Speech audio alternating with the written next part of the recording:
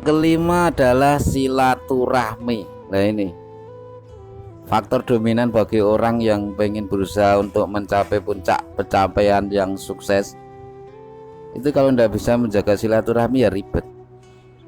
Karena apa? Apapun bidang usaha kita, tentu kita berusaha untuk mengenal orang-orang yang menjamin di situ. Kata menjamin itu banyak hal, karena sifat manusia kan beda-beda. Otomatis jagalah silaturahmi sama orang-orang yang mempunyai faktor dominan ke arah usaha kita, yang sekiranya itu bikin usaha kita maju yang berkah. Karena setiap bentuk usaha apapun itu, yang namanya keimanan, yang namanya ujian itu selalu ada. Karena manusia itu sifatnya komplit, fleksibel, tidak bisa ditebak. Karena kita tidak tahu apa dibalik semua rencana manusia. Maka jagalah silaturahmi sama orang-orang yang sekiranya kedepannya itu membuat kita itu lebih baik di jalan real yang sudah kita bahas sebelum-sebelumnya. Sudah paham Mbak sampai di sini? Yang pertama kemarin itu tentang ibadah, doa, tentang bangkit, arti dari kiamat, kebangkitan, terus dan seterusnya sampai sekarang tentang jaga silaturahmi. Karena apa? Karena di saat orang-orang jatuh kan, mengalami sebuah keterpurukan itu karena apa?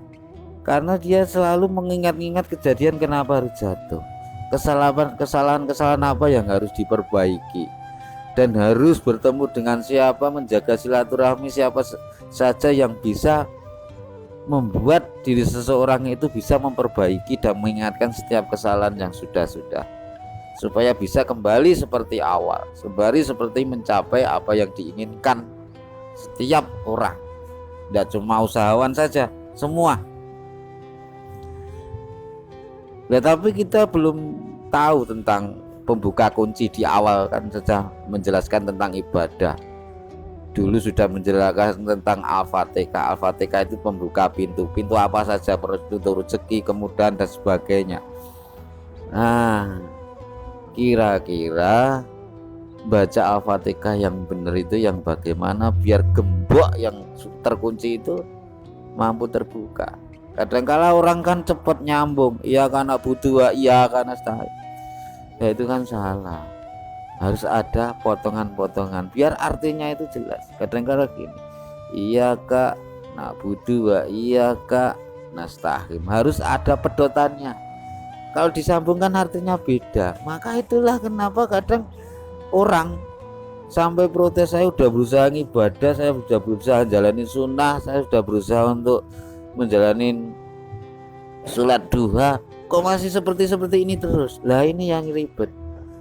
Ini tentang saya Busaran Azadili, wali kutub itu.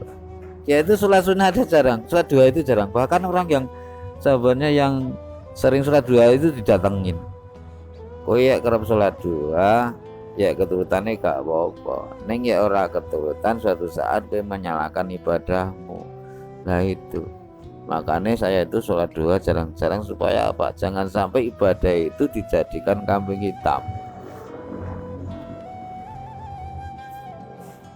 Nah ini kembali ke pokok tadi tentang langkah yang kelima adalah jaga silaturahmi, tentang hal buminal nas. Terkadang di saat kita itu mengenal banyak orang, yang mana kita itu bisa memilah orang-orang yang sekiranya bikin kita itu menjadi ayem, melangkah, mantep, tidak gelisah, atau sahabat-sahabat yang sekiranya itu malah bikin kita itu penasaran untuk mencoba melakukan sesuatu atau merasakan sesuatu yang mungkin malah menjadi jebakan di sini. Lah itulah harus memilah di sini. Jaga silaturahmi. Apalagi kalau suatu ketika yang namanya seseorang ya pernah mengalami sebuah kesalahan, terus bertemu dengan orang, disarankan untuk menjalani sholat tobat. Nah, kadang orang tidak tahu resikonya. Oh ya karena begini mbak, mendingan melakukan sholat tobat. Saya juga pernah punya kesalahan banyak sekali. Waktu bertemu dengan Pak Kiai itu saya pengen apa, saya harus sholat tobat Pak Kiai. Maka Pak Kiai Sepuh itu bilang begini, intinya itu bukan di sholat tobatmu, intinya itu mendingan kamu niat berubah, niat memperbaiki itu sudah cukup. Karena sholat tobat itu disaksikan Allah aja tahu, malaikat menyaksikan, leluhur penjaga bumi, bumi alam menyaksikan. Sedangkan manusia itu punya dasar kelemahannya satu, manusia itu kanggonan lali, kanggonan salah. Sedangkan ya sholat tobat itu disekseni kalau suatu saat melakukan kesalahan yang fatal, ngunduhe cepet, sangat berisiko. Maka di Quran muncullah surat Al-Zumar ayat 52 itu di sini. Barang siapa melakukan kesalahan sebesar apapun, ketika melakukan bertobat dan tidak melakukannya lagi seketika itu juga kan dosanya dihapus, asal tidak mengulanginya lagi. Di ayat berikutnya, apabila seseorang itu melakukan dosa lagi dan melakukan tobat lagi, minta ampunan ke Allah, maka semua dosanya dihapus seketika itu juga, selama masih ada napas. Lah kalau kita menjalani sholat tobat, nah surat Al-Zumar ayat 52 dan berikutnya ini nggak berlaku. Kadang-kala para ulama itu salah mengarahkannya itu di sini. Oke lah, ulama pikiran dengan orang yang biasa hidup di dunia luar kan beda. Maukah seorang ulama ini menanggung hukuman dari kesalahan orang yang disarankan untuk menjalankan sholat tobat?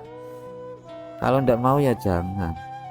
Karena mau tidak mau orang yang melakukan sholat tobat itu harus memaksakan dirinya untuk istiqomah, jangan sampai ngunduh.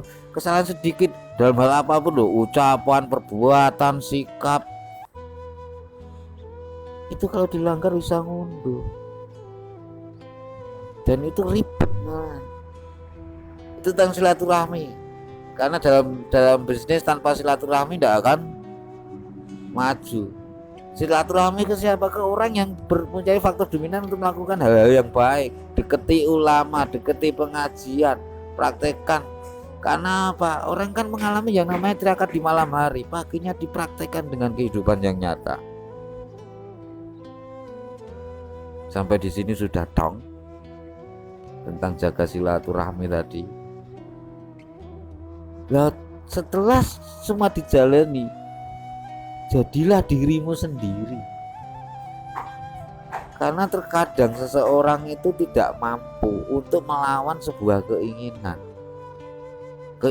untuk melakukan sesuatu, keinginan untuk memiliki sesuatu, keinginan untuk merasakan sesuatu, dan keinginan-keinginan yang lain.